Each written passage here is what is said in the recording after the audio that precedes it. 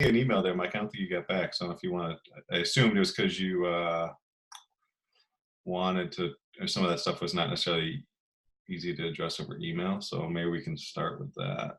And yeah, I'd actually have to look because I did reply to it. I'm wondering if I boomeranged you.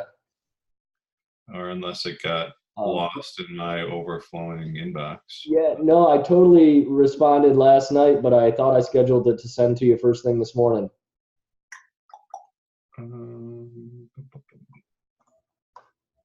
I can double check. Yeah, I don't think I got it, but yeah, I don't see it, but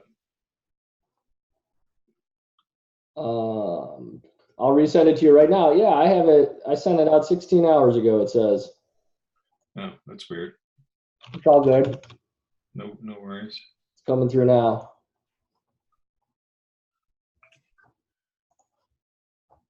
Well, I guess with that, is there anything, I haven't obviously read it, but is there anything that makes sense to talk through there?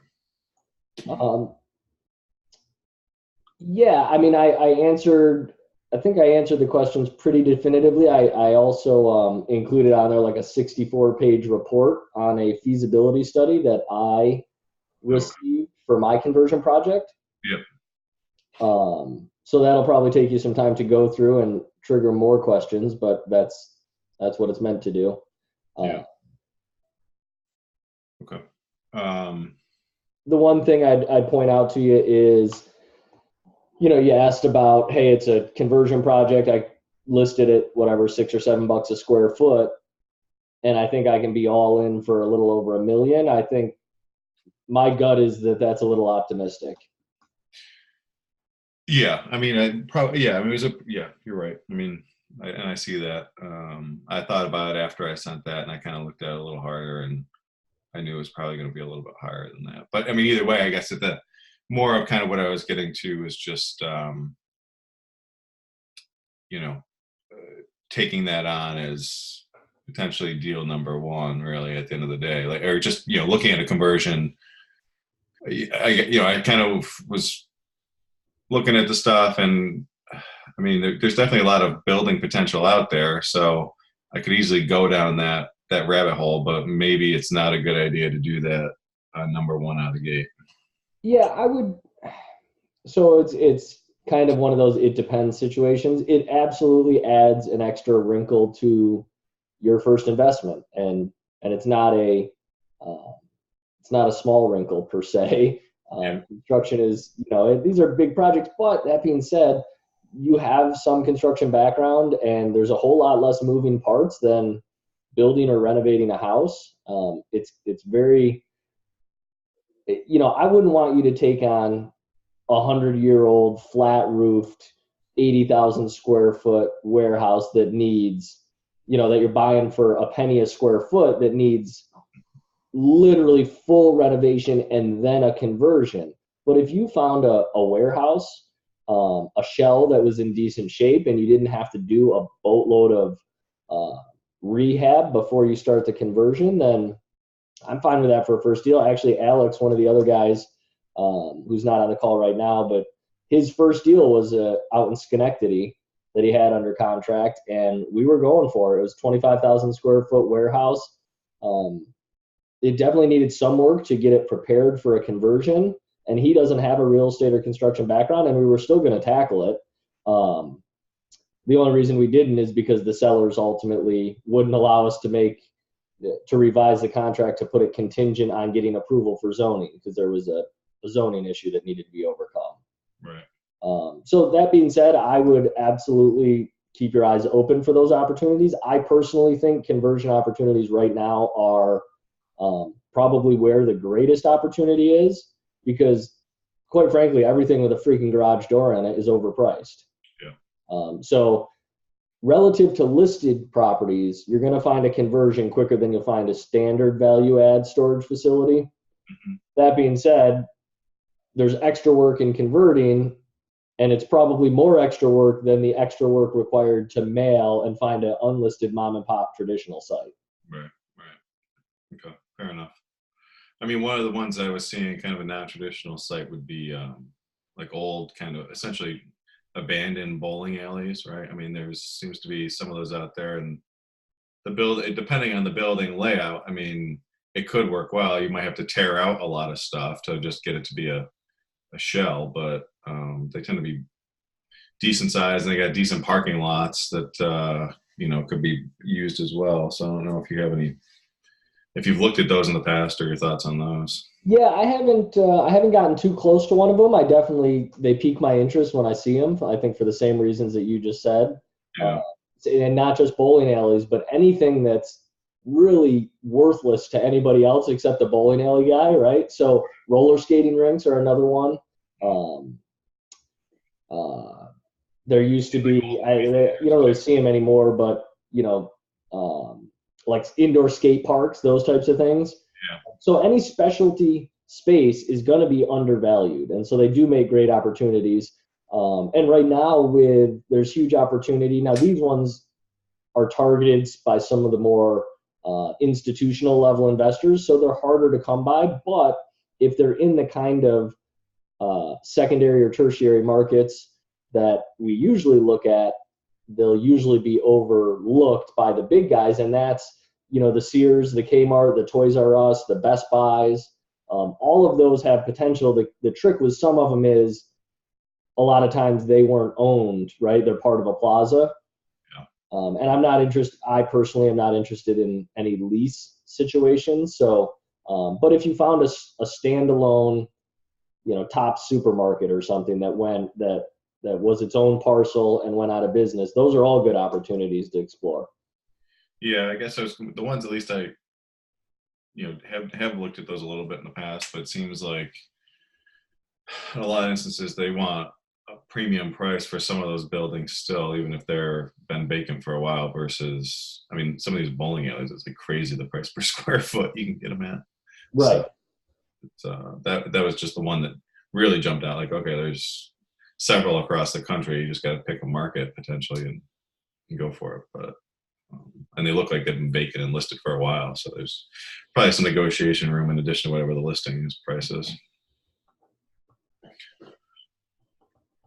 Yeah, no, you're absolutely right to look at those. I mean, I don't have a ton of questions. We just met on Monday, but I don't know if Brent wants to jump in with. I mean, those basically that's what's kind of come up since now and Monday, I guess. Yeah, and the take-home message is absolutely explore them. Understand that, you know, if I were, because there's so many opportunities out there, if I'm going to be targeting my search initially, I would encourage you to look at only the best geographic regions for your um, kind of life, right? I know you're a nomad, so you can go anywhere, but you travel enough as it is. You don't want to go to someplace new per se. So I would say start in Philly or start in Florida or wherever it is that you're going to go anyways, and then you'll probably find that there's still more opportunities than you can assess pretty quickly. So I would target. If it's me, I probably want to be in the 20 to 50,000 square foot range, because Or that's going to allow you to convert, and you'll be 15 to 40, 38, 40,000 square feet when you're done. And that's, if I were doing my first deal and it was going to be a conversion, which is two learning curves, that's a sweeter spot than a 70, 80,000 square foot conversion. I'm not telling you not to do a bigger one. It yeah, just, if I had my choice between 40,000 and 80,000, I would probably want to do 40 first, right, because there's no reason to swing for the fences and set yourself up for a potential strikeout or long haul when right. you can do just as well on 40 or 50,000 square feet. Yeah, I mean, like I saw one that was in Pennsylvania. I think it's like roughly 20,000 square feet on 4 acres. And it's like just outside of Pittsburgh. I mean, it's in a really good area. Like the economic demographics are really strong. But there's, modern competition there. I think there might even be a fairly newly built REIT one that's not too far away, in looking at square foot. So that's a concern. But it was like list price is like 100 grand for the whole property. Oh, wow. So here's the deal. There's, and, I'm not shy about sharing that I don't necessarily look to go head to head with the REITs. Yeah. But that's not I'm scared of them thing. It's more of listen, they're usually in markets where to do this supply and demand competitive analysis, you've got 15 different circles of varying radii overlapping to varying degrees, and it's just cumbersome. And it's like, if I can find an easy deal, that's just what I'm going to go do. Right. Now, the flip side to that is the REITs are there, and if they built new, there's a reason. And you have to confirm this. You don't want to assume it, but 9 times out of 10, the REIT isn't going to push the envelope. They're not going to spend $5 to $10 million developing a project ground up and bring themselves close to the brink of failure, right? There's usually going to be enough margin in the supply demand index that there's an indication that if the REIT's moving into town, there could still be, they might not have taken all the opportunity, and it could be a very strong market for you to go into. So if the supply and demand checks out, it's actually not a terrible thing. Now you want to make sure that you can compete on either price or amenities, knowing that the REITs are in a position, if they want to bury you with, free rent for 2 months kind of stuff. So you need to be that much more confident in the rest of your analysis. But toward that end, it's the same reason I love Dillon, South Carolina. There's no REITs, but there's a new Walmart, right? And the guys that put up Walmarts know a whole heck of a lot more about demographics and everything else than I do. There's a new McDonald's, there's a new Burger King, there's a new Wendy's. Those are all good reasons. And a REIT, the presence of a REIT can be that same sign. It's just it also happens to be formidable competition for you, so you got to be careful. Yeah, fair enough. Okay. And I know like in those more urban areas, like you said, to actually analyze the supply demand is much trickier. Like I was looking at, and I didn't sign up for it or anything, but Radius Plus is like a cheap way to kind of do it, quote unquote cheap. I think it's like $15 an hour is kind of how they try to charge on a usage basis. Like, I don't know if you've used it or what you think of in terms of the actual quality of data they've got. So I think it's a good tool. I don't have tons of exposure to it. I have a friend who's used it some. I've used it some, but only the free trial. I think you get whatever it is, 5 hours or something. It used to be free. I don't even know if they have a free trial. I think they have. It didn't pop out to me anyways. Okay, they did at one point within the last couple months. I know that, probably within the last 4 to 5 months. But what I did is I was just analyzing the tool for accuracy. And so I popped in all of my existing properties. And what I found was that on one of them, it was like spot on.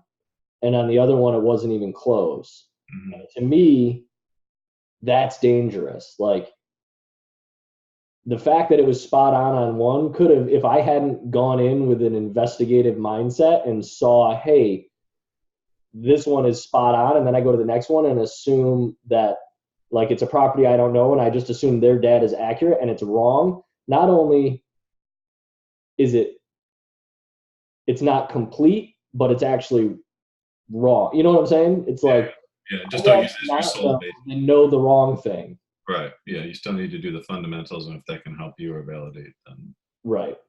And I think they kind of admit that they're better in more kind of urban or populated areas. So, which this area would be, so that might help a little bit. But. Yeah, and I just got an email from them yesterday, actually. They have a new component to their platform, which is a self-reported occupancy tool or app or whatever it is. So based on the email, they have 783 facilities currently signed up, or owners and operators currently signed up. And the idea is you can sign up, and if you give your occupancy rates, you get access to everybody else's. So it's just a transparency thing, which would be cool. But again, they've got to get to a critical mass for it to be accurate enough to be reliable.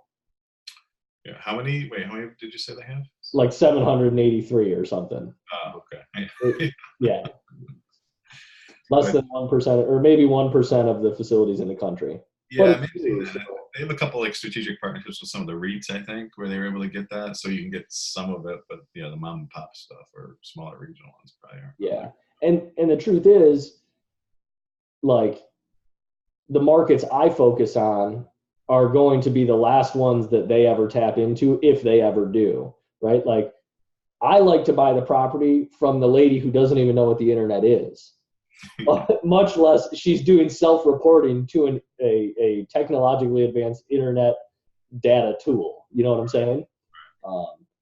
So if the property or the market is well represented on Radius, that's probably a sign that my probability of finding a deal in that market is slimmer than if I go elsewhere. Yeah, for a traditional, for sure. I mean, I think if the demand is there and you can find a decent conversion, then it might make sense. But yeah, I agree that probably just looking for an existing facility is not going to be a worthwhile endeavor.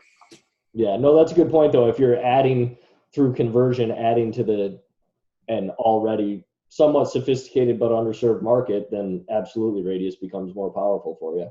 Yeah. Okay. All right. So yeah, I'll try and find that free trial and see if I can sign up for it and poke around at least at a couple of these things to see if it looks kind of similar to what I'm seeing with doing the other research. Right on. Okay. Yeah, I don't know. I hate to sit here and just like try and rack my brain for questions for the sake of. Well, I always have a couple aces up my sleeve of things that I stumble across or learn and then want to share. So I'll fill in some of the empty time with the most recent revelations, and then if they lead to more questions, great. Or maybe Brent will be in a position where he can chime in if the air compressors quiet down. Thing that I stumbled on very recently was locks. I have facilities in very small towns, and so there's a Dollar General next door, and the grocery store is a Save-A-Lot grocery store. And this is the first time I've run into this. It just came to light last week. Save-A-Lot has provided, because we counted in my facility, over 100 of the locks at my facility. The challenge being they only sell 4 different keyed locks. So that means out of 100 locks, there are 4 keys that would open all of them. Not a good thing to have. So I say that just as a point of warning. If you're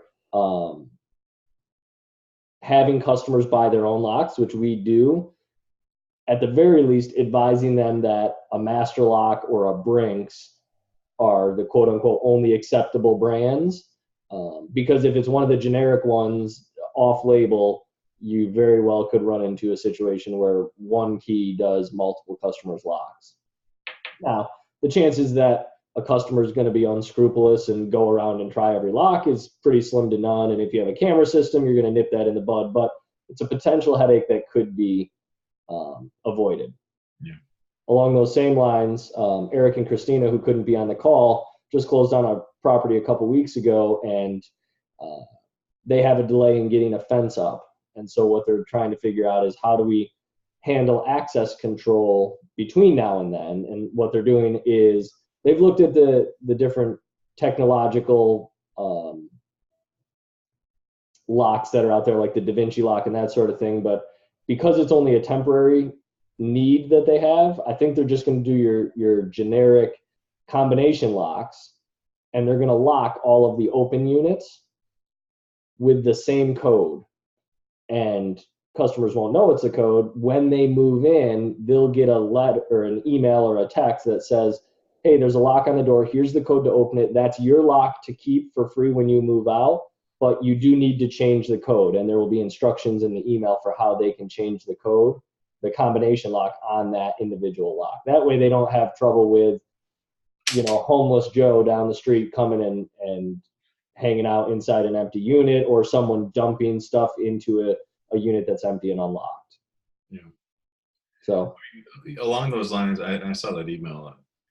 I heard at one of the presentations there, the guy who does a similar strategy to you, I think,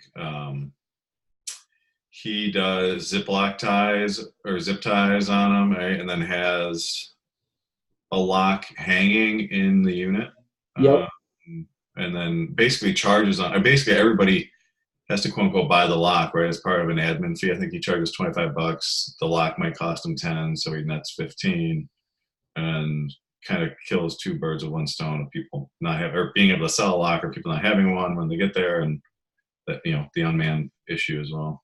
Yeah, and that's part of what Eric and Christina and I discussed this morning. Is there's several different ways you can do it. If you do an admin fee and charge for the lock, if you do an admin fee, then if they don't want the lock, fine. You didn't charge them for the lock. You charged them for an admin fee and gave them a free lock.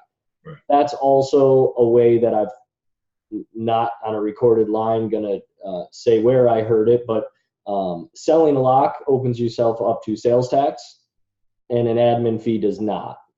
Assuming you're in a state where the admin fee doesn't. Like New York, you don't collect sales tax on an admin fee, but you would on a lock. And down in Florida, we have to charge sales tax even on our storage rent. So it may or may not be an actual consideration depending on the state. But what we talked about is if you're charging for the lock, well, then you're going to have people have questions about, well, I have my own lock. I don't want to buy yours. And it's like, it becomes this, you want the system to be kind of set in stone and not have to like alter it for every customer, especially if you've got a call center doing the work. You want it to be a yes, no answer to everything and just move on. You don't want them emailing you saying, hey, can we waive the lock fee, blah, blah, blah.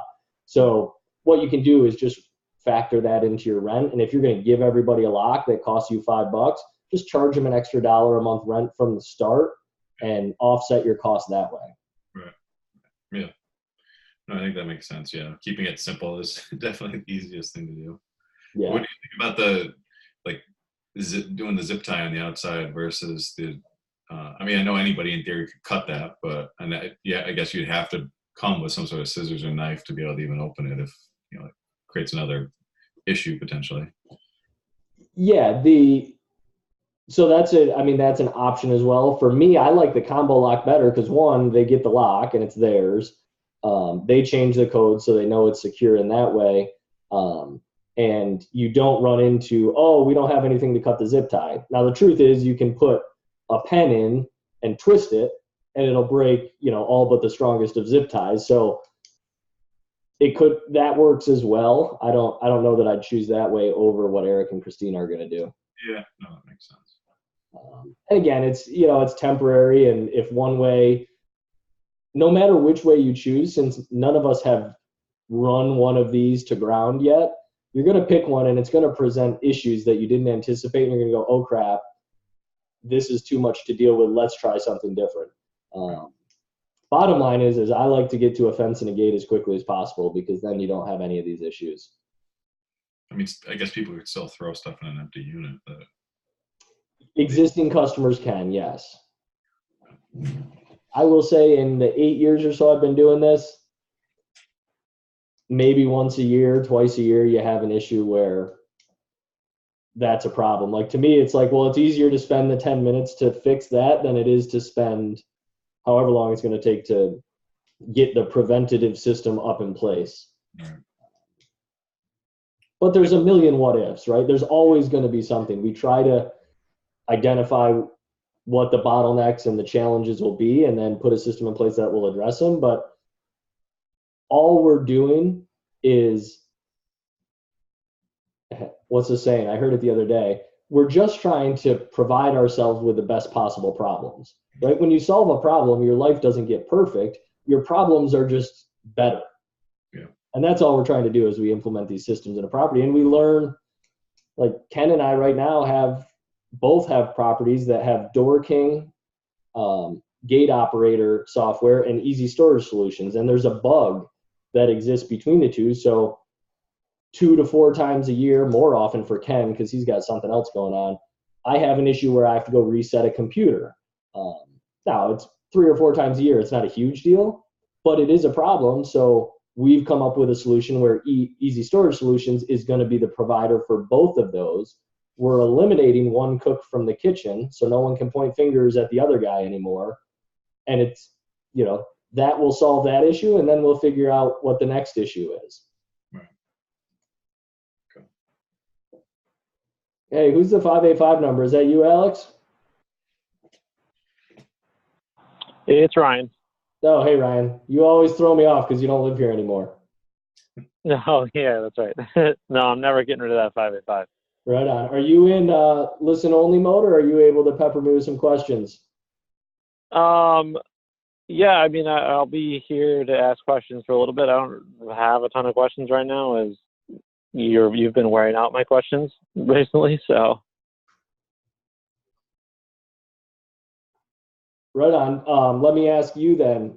Give us all a quick update on where you stand with your property in Missouri. Sure. So we are at the point of accepted LOI and trying to get an attorney so that we can review the proposed purchase contract to make sure that's all copacetic, and then from there go through a 30-day due diligence period. The numbers all look good so far, so now it's just getting to that due diligence period and making sure everything else looks good and there's nothing that make us say, uh-oh. So yeah, I mean, my biggest thing right now that I am struggling, if struggling is the right word, with, is finding an attorney.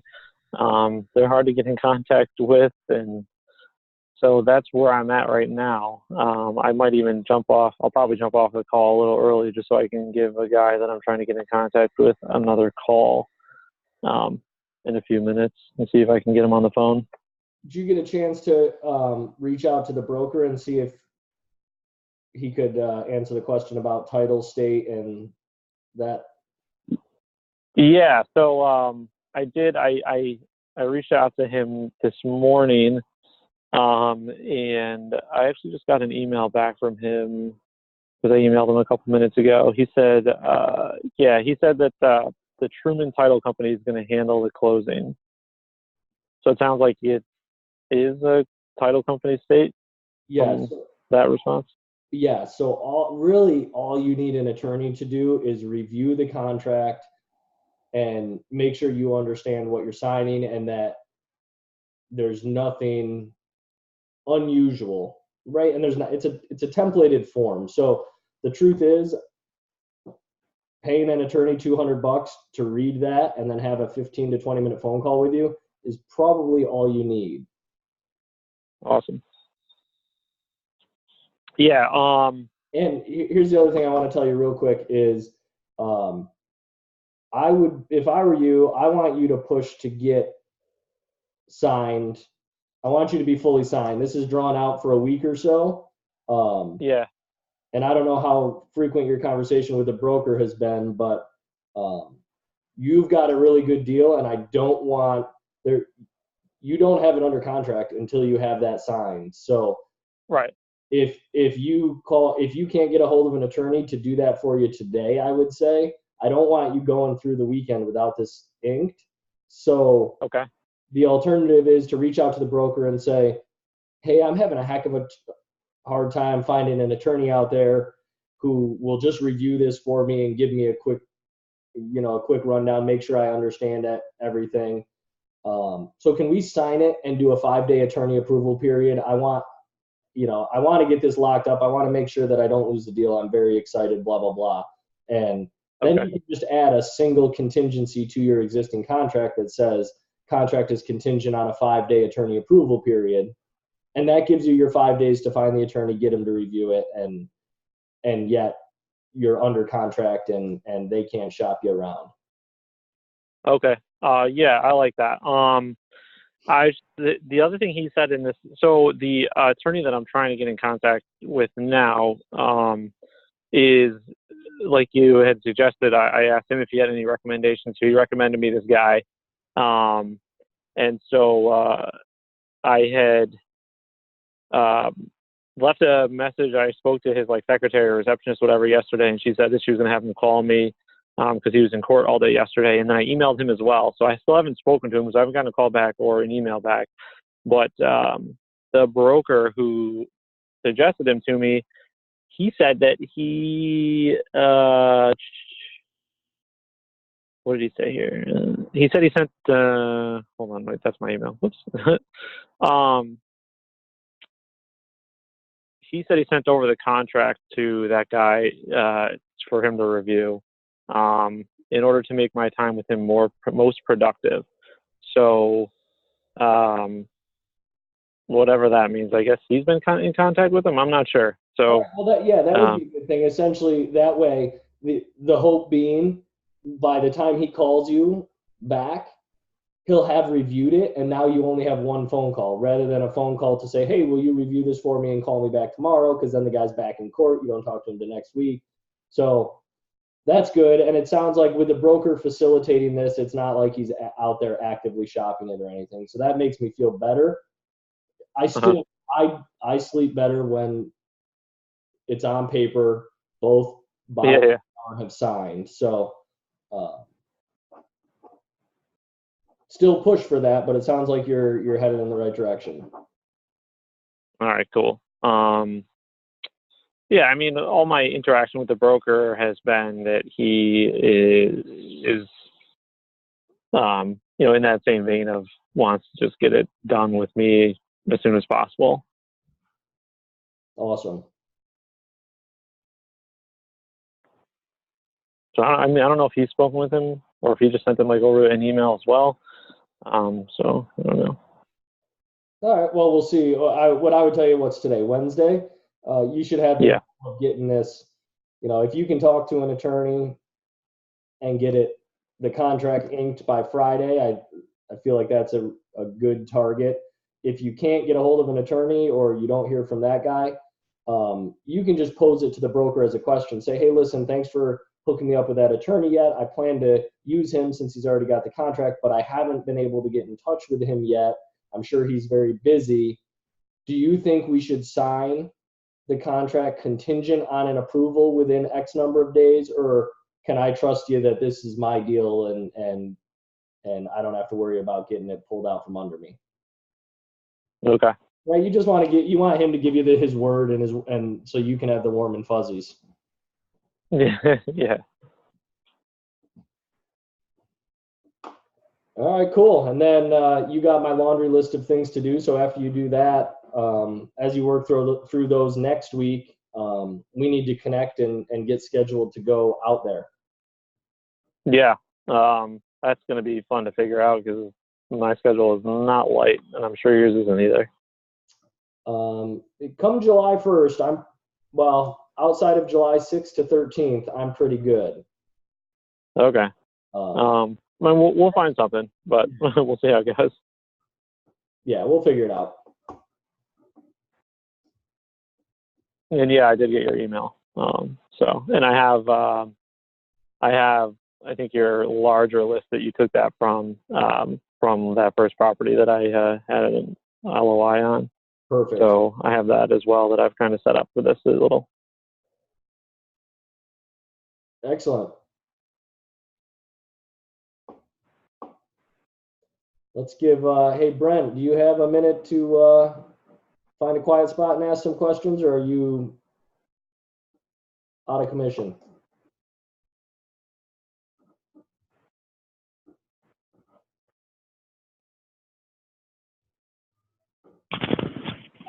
Can you hear me?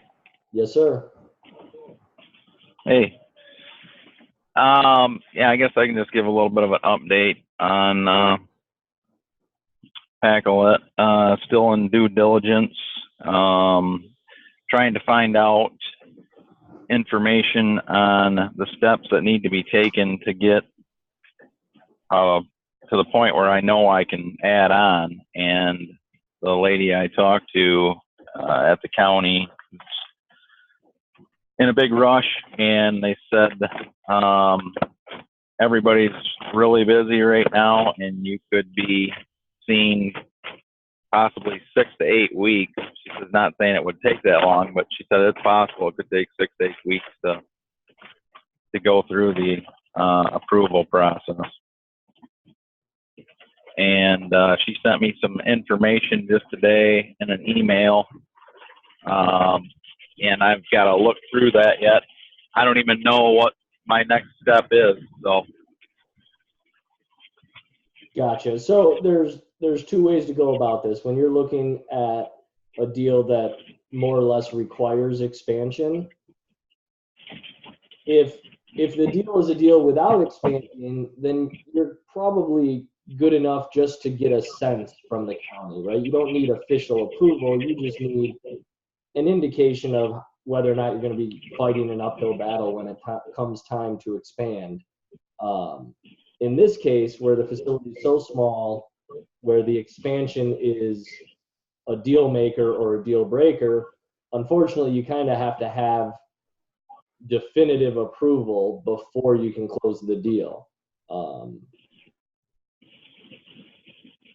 So, you know, as much as that is annoying, you don't want to risk ending up with a 5,000 square foot property that's always going to be a 5,000 square foot property, right?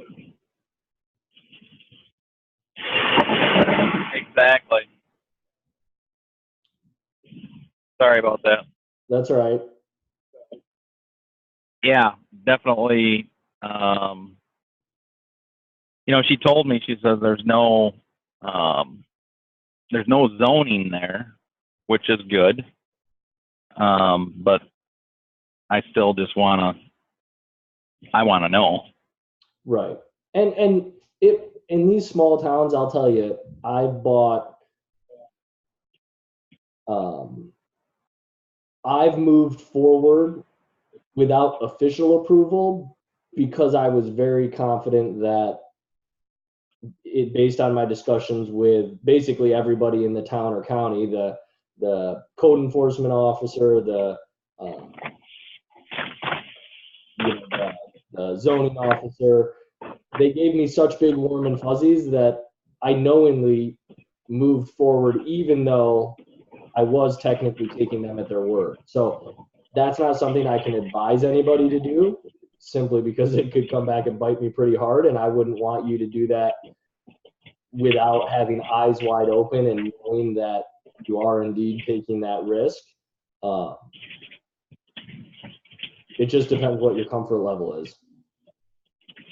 Yeah, Ken and I had chatted last night, and he said, you know,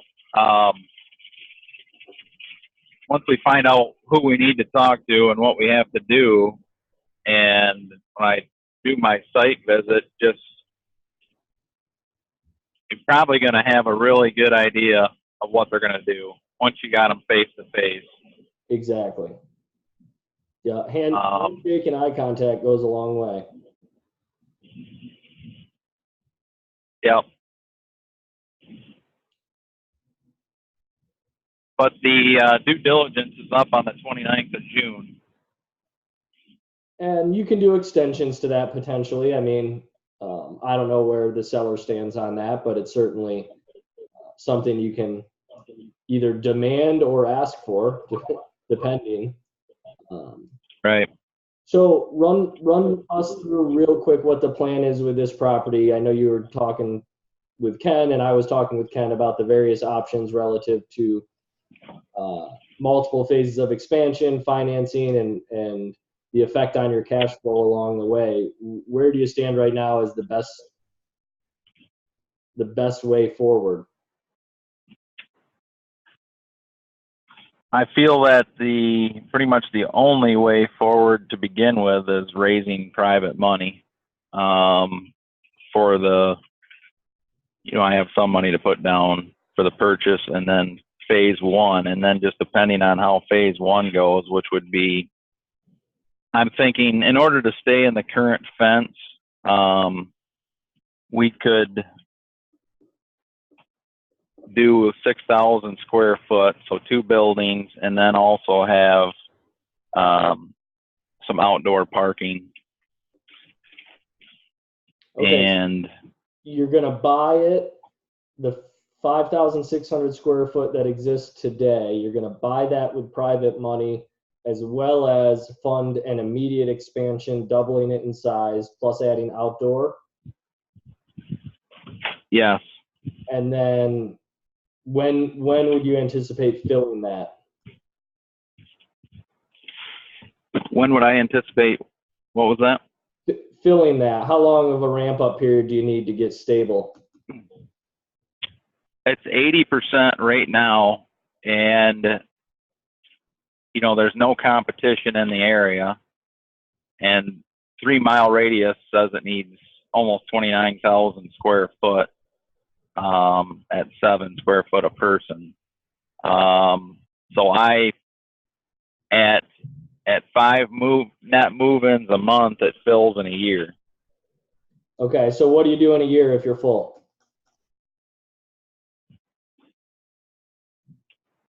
Either I refi at that point and pay all the investors off, or I go back for more investor money and see if people who are in want to stay in and expand at that point.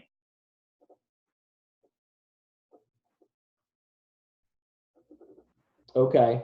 So let's just say I get it's at 11,000 square feet. I can go to the bank. I can get my 240,000 or whatever it ends up being, and that 240 is handled. So now things filled up so good, and I'm a waiting list.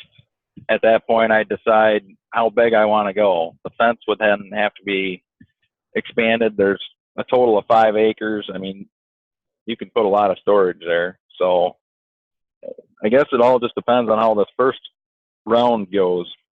And you just nailed it. It all depends on how the first round goes, because right, there are cost benefits to every decision we make. There are cost and benefits to every decision we make. And one of the things that Ken and I were talking about is, if your goal is cash flow, it might make, like, round 2 or round 3 of expansion are going to put a temporary setback to your cash flow. So it might make sense to not rush to create as much equity as possible, because in order to create that equity, you have to sacrifice short-term cash flow.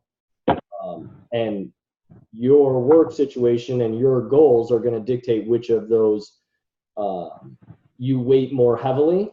But the flip side to that is, expanding more quickly is the most efficient way to use private money, because private money is the longer you have it, the more expensive it is.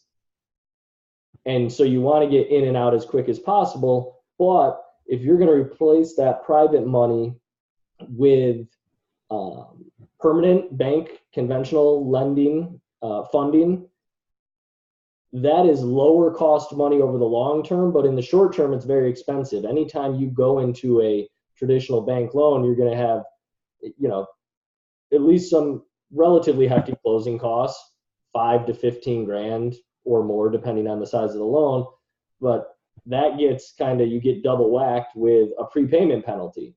So once you go to traditional financing, that financing has to stay in place for at least 3 years to get past the worst of the prepayment penalty. There might still be a small one, but it's more manageable.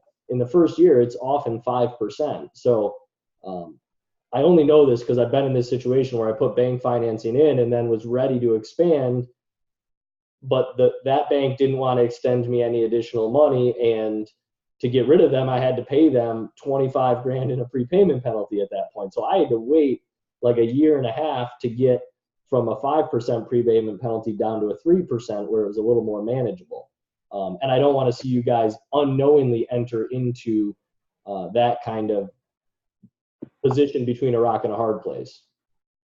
Right. I mean, obviously, with investor money, the cash flow, the way that I would want to set this one up is just its interest and principal paid back once I refi or sell. So the cash flow is obviously very good when you're not paying anybody anything quarterly, monthly, however you want to look at it.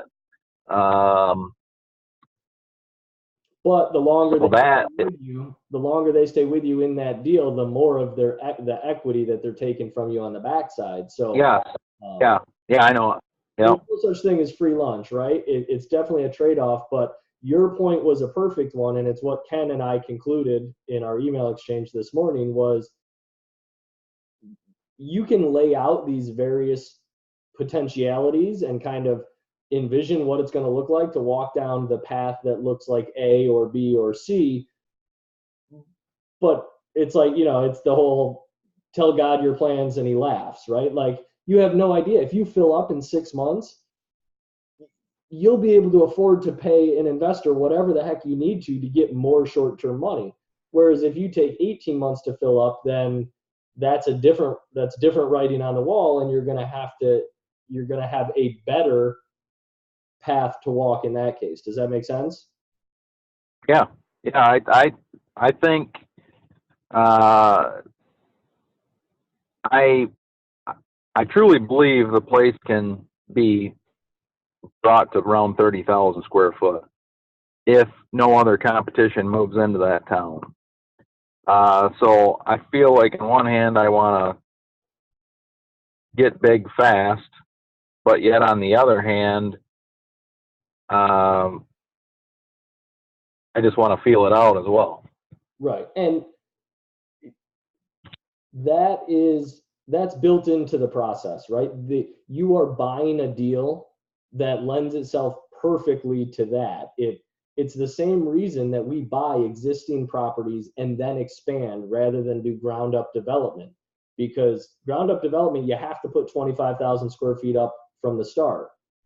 In your situation, you can just add 6,000 and it makes sense. And the market is going to give you real-time feedback. So the only reason we're quote unquote guessing right now on all of these various strategies is because we're trying to know in advance. You're going to be given the answers over the course of the first 12 months, and then we're not going to be guessing anymore. We're just going to be responding to the real-time market feedback that we get. Correct. And that's why I think the wise thing is to just stay within the current fencing to make it as affordable as possible and still have outdoor storage and double the size. So that's what I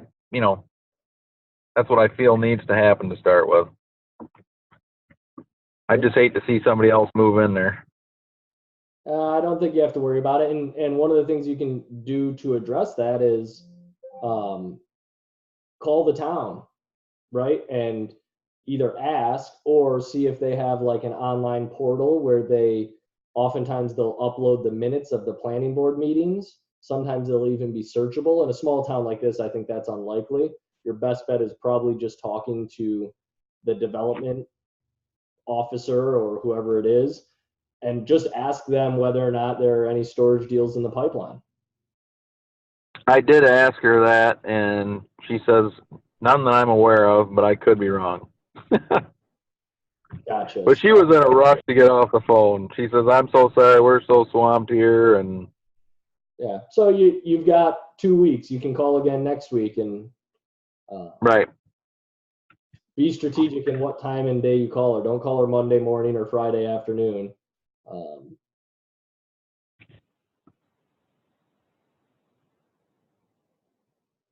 Yeah, good point. One other thing, I might not even have internet in front of this place. Spectrum is going to do a site survey. They might be able to get internet to me there via cable. So I'm gonna supposedly hear back in around 3 days from them.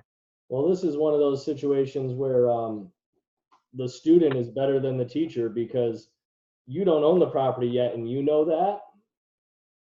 I own a property in North Carolina, and I just learned that. So I'm between two service areas, and I had the same conversation with them. I'm supposed to hear from them, I guess today or tomorrow would be the 3-day deadline they told me. I may have to call them back if I don't hear from them tomorrow. But same deal is we're not within 1,000 people of any other or 1,000 feet of any other customer of theirs, and as such, they expect me to pay for some of, if not all of the cost to extend their infrastructure where they can offer me the service. Wow. Which is pretty crazy when you think about it, but you know, it makes sense from a business standpoint. They can't just randomly extend miles of cable to one guy.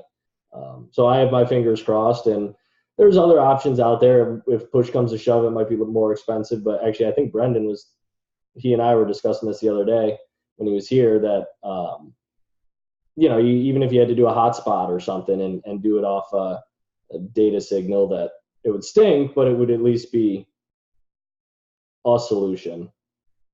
Well, I was just going to ask you that because right behind this property is a cell tower.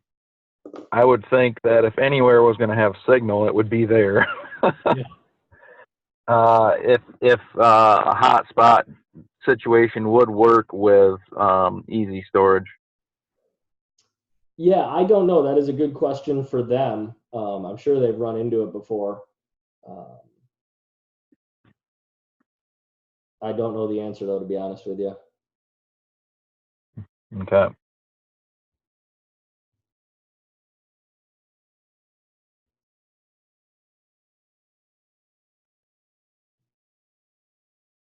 What else you got? Anything?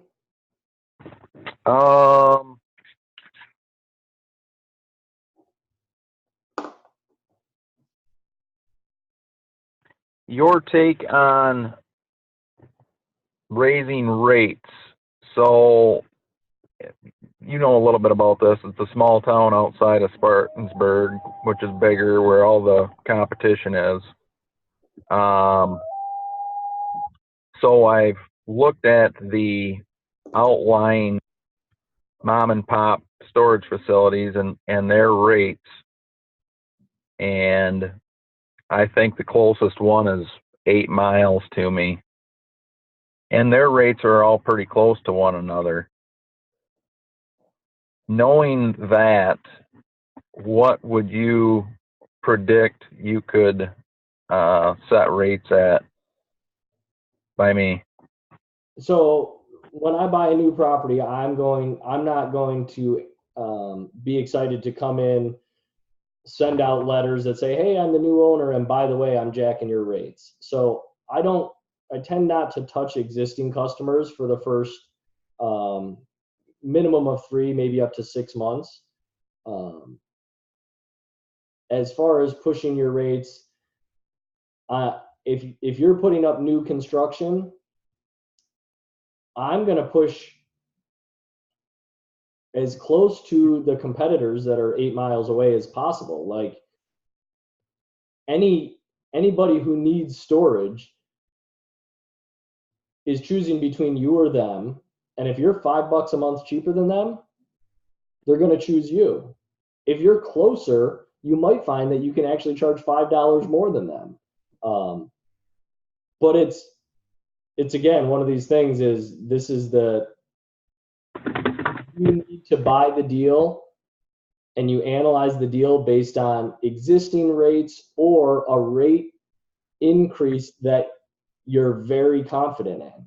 And then you just understand that the icing on the cake is if you're able to raise higher than that. So the Bloomfield property I just sold, 5x10 started at $30 a month when I bought the place. And when I sold it 4.5 years later, I was charging $48 for that same size. Wow. So, I mean, that's a 60% increase or whatever it is. So there's no way to know what your number is going to be until you get there and start doing it. And you just do it incrementally. And if you increase the rates by $5 a month per unit and the phone's ringing off the hook, then you're quickly going to move to 10. Tony out in Pennsylvania he bought in January or February, and he's raised rates by $10 on every unit twice since then. Sweet. And this was a small property where, people were paying, they were underpaying big time. So he's only raised the street rates thus far, but we feel it out as we go. You're going to raise the street rates. If you're still getting a boatload of calls, that's going to give you the confidence to raise rates on your existing customers sooner than you otherwise would. Because the truth is, at that point, you want them to move out. Either they pay the new rate or they move out. And you'll Right. do that in phases where, let's say you have 100 customers currently, you're going to take 25 of them, of your existing customers, and give them a $5 bump. And if no one moves out, then you're going to take the next 25 people on your list and give them a $6 bump. And if one person moves out, you're going to take the next 25, and it's called rate management, and you're going to manually toggle your increases so that you find the equilibrium you're looking for. And that's the 88% full at the highest rate possible.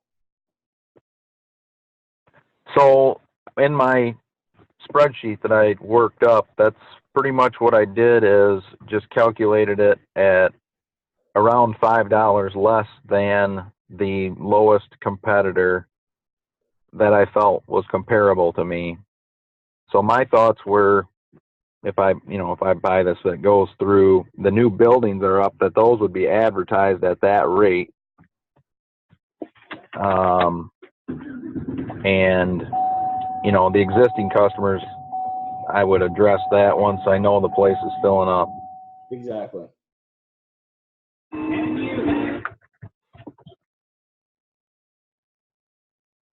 Okay. Awesome. Well, we are just about at an hour. I don't have to rush off if you guys have additional questions, but being such a small group, if we've hit all the questions, we can call it a day. Just related to that last point, Nick, and we kind of touched on it, but just hearing how Brent was talking through that, are you modeling any rate increases into your projections when you're looking at properties? Good question. If I can make the deal without modeling any increases, that's ideal, because it means it's a deal and I'm being as conservative as I could humanly be, right? That being said, if there's room to push rates and I need to push rates in order for it to be a deal, then I am going to run that through the spreadsheet, and I'm going to look at, okay, what do I need to push rates to in order for this to be a deal? How does that compare to the competitors? And then what do I think the likelihood that I can do this? What's my confidence interval that I can actually achieve that? And if my property is going to be kind of a, remotely manned, bare bones economy version, and my modeling requires that I get to $5 in rent above the guy who's got 38 cameras, intercom, and everything else, the bells and whistles, then clearly I know that's not realistic. So to answer your question, I try to not incorporate that into my decision making if I don't need to, because then it's just all icing on the cake. If I need to, I will, but you want to be very realistic, and I want to err on the side of caution. If I think I can push rates to 60 cents a square foot, I'm going to hope that my model shows I only have to get to 55 cents a square foot, because I want that built-in margin. Mm-hmm. Okay. It sounds like Tony's was only a deal if he could raise rates then. That's correct. And so in that instance, we did. Now, I shouldn't say it was only a deal if he could raise rates, because he was buying a 10 cap property that was worth close to 500,000 for 312 or something. So he was buying 200 grand in equity, and it was 98% full or whatever it was. Mm-hmm. It was only a value add play if he could raise rates. The existing customers were paying like 30 cents a square foot, and all of the competitors were charging 56 to 58 cents a square foot. So in that case, yeah, we absolutely factored in rent rates, or rent increases, but we didn't factor in pushing to 56 to 58. We, I think, factored in going to 50 cents per square foot. So we were still 10 to 15% below the competitors, knowing that we'd be very safe there. Right. And that puts his property worth 700 at a 312 purchase price or whatever it was. Nice. Yeah. But that, so like, yeah, would you say is 10 by 10 like the most in demand or common size? I don't know. That's going to be market dependent. If you're in a more urban setting, where houses are closer together and more apartments and that sort of thing, or you're near a college, then the 5 by 10s and 10 by 10s are going to be more in demand. Most facilities that you look at from a unit mix will have, as far as demand goes, not enough 10 by 20s, 10 by 30s. But that's only because anytime you have a 10 by 20 or a 10 by 30 and it opens up, you're going to chop it in half to increase your rent per square foot. So that's not really, we're balancing what is the market asking from us, and what is the most efficient size to rent out. You have to find the intersection of those two forces. And generally speaking, if you're looking just very quickly at a listing and you want to see what the competitors are charging, if I don't know how many of each size they have, all I know is what they charge for each size unit. If you look at a 10 by 15 and a 10 by 10 and kind of take a price somewhere in the middle of that, it's probably going to be your facility-wide rent per square foot. Right? So if you have let's say a 10 by 10 is 70 cents a square foot. I'm sorry, it is $70, which is 70 cents a square foot per month. And then you have a 10 by 15, which is, say, $90. Do that math for me real quick. 90 divided by 150 is what? 60 cents a square foot? Yeah, I don't know. So you've got 60 cents and 70 cents. You're probably in that 60 to 65 cent per square foot facility wide, because your larger facilities will be cheap, your larger units will be cheaper, and your smaller units will be more expensive. Okay. That being said, the beautiful thing about the buildings, when you expand like Brent is doing, I don't know if his existing buildings have this capability. They probably do, but probably not quite as easily. The new buildings he puts up will be completely reconfigurable so that he can put up 10 by 20s, and if he finds that he's sold out of 10 by 10s, he just takes a couple of 10 by 20s and puts a wall up in the middle of them. Right. So you can tweak your unit mix as demand dictates. The only thing you can't, that you need to kind of dial in a little more closely, are the 5 by 10 units, because those are the smaller doors, and you can create some out of with larger doors out of the say a 10 by 20 unit, but the more close you are to the right number of 5 by 10s, the more efficient your whole unit mix will be. Right. Okay. But so back to the when you're comparing yourself to competitions when just looking at listings, like if you see competition at a pricing a 10 by 10 at $50, is that a red flag for the market? Like, is there a certain point where it becomes like a red flag for the market that it's just not, maybe people can't afford it or whatever, or too much supply? Maybe. I almost didn't buy my Bloomfield property for that very reason, because I was like, there's just not enough rent there to make it work. Now, there is a little extra risk there, but I believe there are very few markets where you're going to need to charge less than 50 cents a square foot to fill up. Assuming supply and demand is where it needs to be for you to purchase in that area. though it is possible that an area is oversaturated and they can only charge $40 for a 5x10 or whatever, I think the more likely cause to that is not just an unsophisticated owner, right? Because if you're looking at the subject property and that's the case, you could say, well, that guy's just an idiot. I'm going to move in and charge the appropriate amount, which is a relatively easy fix, assuming that the other market factors allow it. But it's also possible that the market itself is unsophisticated, right? And everybody in town is just an idiot. Right? Yeah, which is not necessarily a good thing either. Right, exactly. That's a greater force to fight against. Now, Yeah. can it be done? Yes. And some of it will depend on some very nuanced analysis of the market. For example, if you're dead in the center of town, then you can push those rates. Right. Because you can afford to charge $5 more than everybody else and be the market leader, which is actually a very strong position to be in. I'd much rather charge more than everybody than less than everybody. I don't want to need to charge more than everybody, but if I can, I will, that's for sure. And if you have a geographically, strategically favorable location, meaning you're closer to the densest populated area of town, you can push the rate $5 above everybody else. And if that happens and you fill up, now you can push the rate $10.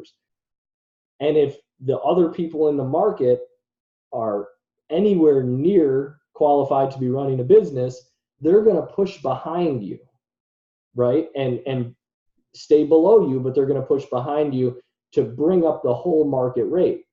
And if they don't, you just buy them. Right. And then you push those rates, right? Yeah.